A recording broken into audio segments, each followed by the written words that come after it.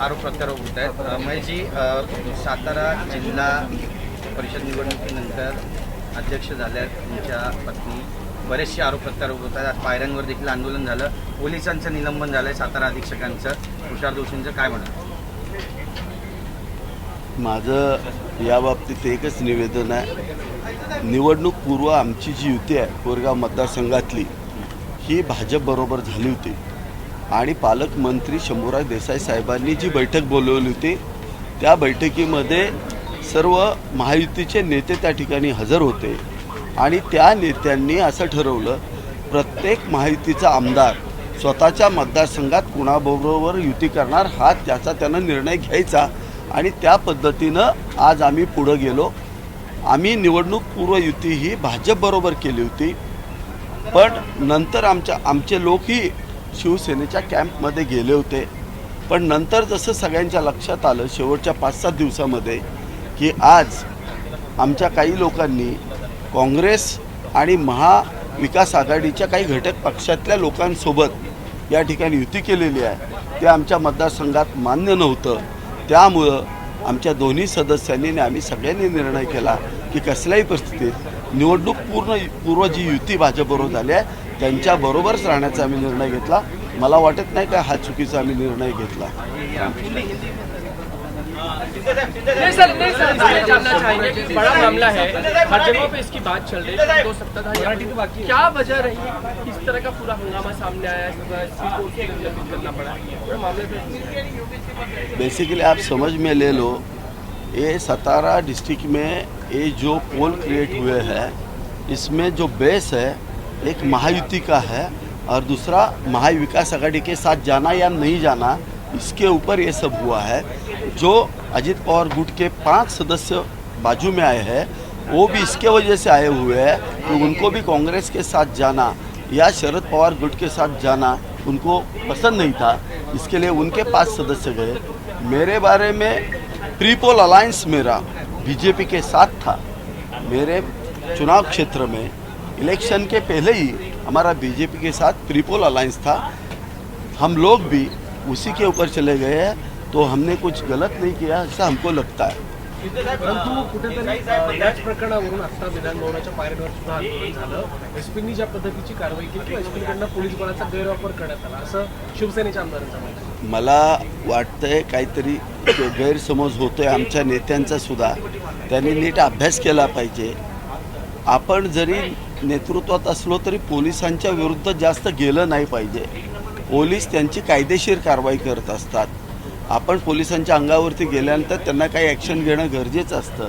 आपणही काही मर्यादित स्वरूपात पुढे गेलं पाहिजे असं मला वाटतंय आणि मला नाही वाटत की पोलीस यंत्रणेने कुठला बळाचा वापर केला, काहीही केलेलं नाही आहे।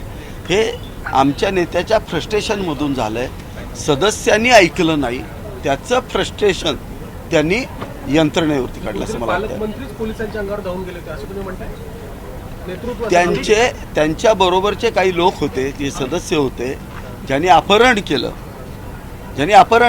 त्यांच्यावरती असा आरोप आहे, ज्याचं अपहरण झालं ज्या व्यक्तीचं त्याच्या मुलानं जाऊन तक्रार केलेली आहे, तो त्यांचा कौटुंबिक होता विषय, त्याचं अपहरण झालंय म्हणून त्यांना तक्रार दाखल केलेली आहे, त्या विषयामध्ये वादावादी झाली। म्हणतायत की घरगड्यांसारखं पालकमंत्री वागवत आहेत पोलिसांना, तुम्हाला पटतंय? हे बघा, मी बाकीच्या कुठल्या गोष्टी मला काय झाल्यात माहीत नाही, पण जे काय त्या दिवशी झालं ते समोर आहे।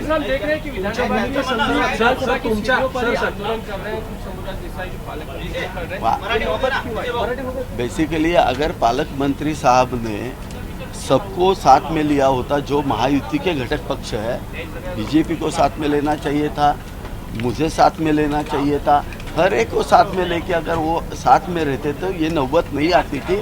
एक्चुअली पालक मंत्री साहब ने आगे पीछे करके, हम अगर राज्य में एक साथ बैठते हैं तो वहाँ भी एक साथ बैठना ये इन्होंने करना चाहिए। क्या ऐसी नौबत की राजनीति ऐसी क्या मजबूरियां सामने आ गई, उनको अलग निर्णय लेना पड़ा है, पता नहीं है क्यों किया, लेकिन उनके साथ तो कांग्रेस का एक सदस्य भी था, महाविकास आघाड़ी के साथ जाने के लिए उन्होंने ऐसा क्यों किया पता नहीं। शरद पवार गुट के प्रदेशाध्यक्ष कुछ शशिकांत जी शिंदे साहब इनको लीड कर रहे थे, तो ये सब क्यों किया हमको पता नहीं है, लेकिन ये गलत दिखाई दिया है। शिंदे साहेब, तुमची पत्नी आता जिल्हा परिषद अध्यक्षपदी विराजमान झालेली आहे. तुम्ही म्हणालात तुम्ही जातीचा व्हॅलिडिटीचा इश्यू होता. नेमका काय प्रकार होता, कोणाचा फोन होता, काय घडलं पडलं मला? इशू कुठलाच नव्हता. ती कुणबीच आहे, तिचे आजोबा कुणबी आहे, तिच्या भावाकडे कुणबी सर्टिफिकेट आहे, तिच्या बहिणीकडे आहे, सगळ्यांच्याकडे आहे. ते कुटुंब कुणबी आहे, तशी नोंद आहे. त्यामुळं काही इश्यू वगैरे काही नाही आहे. ते जनरल 1 वर्षापूर्वीच ते कुणबी आहेत. मग त्याचं महायुतीच्या स्वभावाविरुद्ध एकंदरीत घडलंय असा आरोप आहे. मग बेसिकली जी महायुती आपण जे भूमिका आदरणीय मुख्यमंत्री देवेंद्र फडणवीस साहेब, अजितदादा आणि एकनाथ शिंदे साहेब तिघांनी एकत्र बसून जाहीर केली होती की आपण मैत्रीपूर्ण लढत करायची, कुणाला दुखवायचं नाही. मग त्याच पद्धतीनं त्या गोष्टी घडल्या. जिल्हा लेवलला निर्णय घ्यायला सांगितले, जिल्हा लेवलचे निर्णय झाले. जिल्ह्यातल्या बैठकामध्ये असं ठरलं की आमदार लेवलला घ्या. मी तर सांगत होतो तिन्ही पक्ष एकत्र येऊन एकत्रच लढूया. हे म्हणले तसं नाही, आमचं भाजपशी जुळणार नाही. पालकमंत्री म्हणाले तुम्ही यांच्याशी बोलून घ्या. मी बोललो, त्यांनी काय आम्हाला घेतलं नाही बरोबर. पुन्हा मी भाजपशी बोललो, भाजपने आम्हाला बरोबर घेतलं. क्या हम देख रहे हैं कि सरकार में 2 गुट हो गए शिंदे गुट में? नाही, असं काही झालेलं नाही आहे. अशी कुठलीही गोष्ट घडलेली नाही आहे. ते स्थानिक पातळीवरचं आहे. असले 2 गट वगैरे काही झालेले नाही आहेत. सरकारमध्ये काय नाही, सगळे माहिती एकत्र चांगल्या तुम्ही पद्धतीने. ज्या पद्धतीने सांगताय की पालकमंत्री पोलिसांच्या अंगावर धावून गेले किंवा भूमिका घेण्यावरून तुम्ही जे मी मत मांडताय, पालकमंत्री- थेटपणे पक्षामधल्या 2 नेत्यांमध्ये थेटपणे विसंवादाची आणि दुफळीची परिस्थिती स्पष्टपणे दिसते. मी पुन्हा जबाबदारी सांगतो, पालकमंत्री पोलिसांच्या अंगावर धावून गेलेले नाहीत, हे जबाबदारीने सांगतो. पालकमंत्र्यांबरोबर असणारे 2 जिल्हा परिषद सदस्य ज्यांच्यावरती अपहरणासारखे गंभीर गुन्हे त्या ठिकाणी दाखल आहेत, असे लोक पोलिसांना मारलं ते. क्या आप ये मान रहे हैं कि उनके साथ क्रिमिनल बैकग्राउंड उनके साथ हुई, या आप मान रहे हैं? हाँ, उनके साथ वो टाइम पे 2 ऐसे सदस्य थे जिसके ऊपर क्रिमिनल प्रोसीडिंग चल रहा है, और जिन्होंने इसके खिलाफ जो दिया हुआ है वो उनका खुद का बेटा है, और वो उनके पार्टी के, हमारे पार्टी अजीत दादा पवार गट के जो नेता है वहाँ के, हमारे मकरंद दादा पाटिल, उनके गट का ही उनका कार्यकर्ता है. उन्होंने ही ये केस डाला है, हमने नहीं डाला है. हमारा कोई रिलेशन नहीं है. उनके कॉन्स्टिट्यूंसी के अंदर केस हुआ है. जो मकरंद जी पाटिल है मिनिस्टर, उनके कॉन्स्टिट्यूंसी का ही उनका ही कार्यकर्ता है. उन्होंने ही केस डाला है पुलिस के अंदर जाके कि मेरे पिताजी का अपहरण हुआ है. ये आप पहले क्लियर करके ले लो. एसपी की गलती नजर आती है आपको? कैसे आएगी? पुलिस की गलती क्या है? आप मुझे बोलो, अगर कोई बंदा आता है और अगर पुलिस को मारता है, अपराधी है, वो पुलिस को मारता है, तो पुलिस तो एक्शन लेगी ही लेगी. पालकमंत्री जे पालकमंत्री उनको थोड़ा गलत हुआ रहेगा, क्योंकि देखो उनको लग रहा था कि सब हमारे साथ है, ऐसा लग रहा था कि सब सदस्य हमारे साथ रहेंगे, अजीत दादा के पूरे सदस्य रहेंगे. लेकिन उनको पता नहीं था. वो भी लोग बोल रहे थे उनको कि आप ये शरद पवार गट के साथ और इनके साथ मत जाओ, कांग्रेस के साथ मत जाओ. लेकिन इन्होंने सुना नहीं, इसके लिए 5 लोग बाजू में आए. तुम्ही म्हणताय की पालकमंत्र्यांच्या सोबतचे लोक पोलिसांच्या अंगावर धावून गेले, पण पालकमंत्री स्वतः म्हणतायत की पोलिसांनी माझ्यावरती बळाचा वापर केला, नाही, मला ते घेऊन गेले. त्यांना सोडवायला पालकमंत्री गेले. त्यांच्या 2 सदस्यांनी मारल्यानंतर पोलिसांनी ताब्यात घेतल्यानंतर त्यांना सोडवायला गेले. त्याच्यात त्यांना थोडासा हाताला एकाचा पेन लागला. त्यांचा कार्यकर्ता त्याचा पेन लागला. पोलिसांनी कुठलीही नाही, पोलिसांनी काही केलेलं नाही. विनाकारण पोलिसांवरती विनाकारण आरोप. बघा, आम्ही राजकारणात आहे. राजकारणात जय पराजय होत असतात. आपला पराभव झाला तर स्वीकारायचा असतो. हे असं प्रशासनावरती विनाकारण फ्रस्ट्रेशन काढणं चुकीचं असं मला वाटतं. तुम्ही तिथं CCTV फुटेज आहे, पत्रकार तिथं होते. हे बघा, पालकमंत्री हे फार मोठं पद आहे. सगळे पोलीस त्यांच्या अंडर काम करतात. कोणीही त्यांना असं वागूच शकत नाही. आम्हाला थोडक्यात शंभूराज देसाई खोटं बोलताय असं वाटतंय तुम्हाला? ज्या पद्धतीने त्यांचा गैरसमज झालाय साहेबांचा. थोडंसं त्यांना पण त्रास होणार. आज एवढं मोठं पद त्यांच्या हातातून गेलं.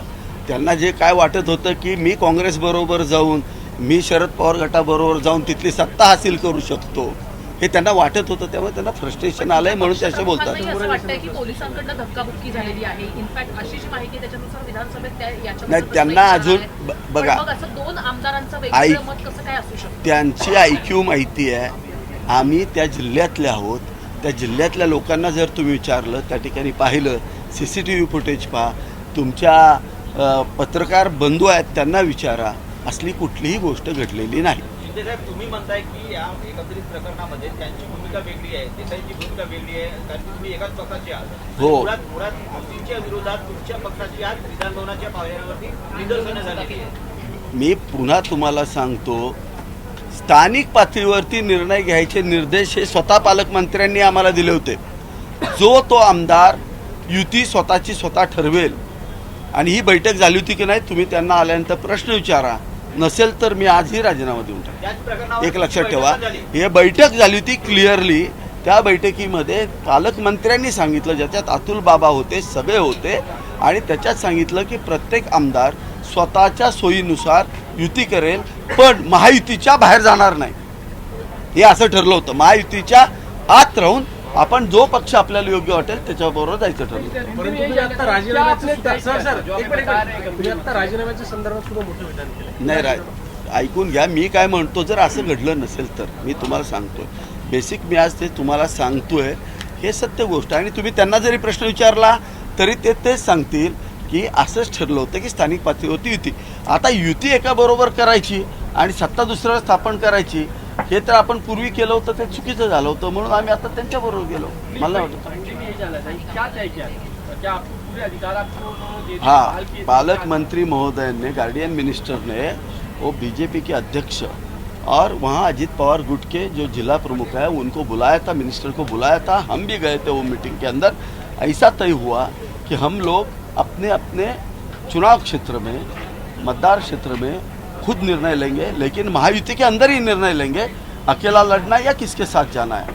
और इसकी पूरी हमने जो भी इन्फॉर्मेशन है वो खुद एकनाथ शिंदे साहब को उन्होंने भी दी थी, मैंने भी दी थी.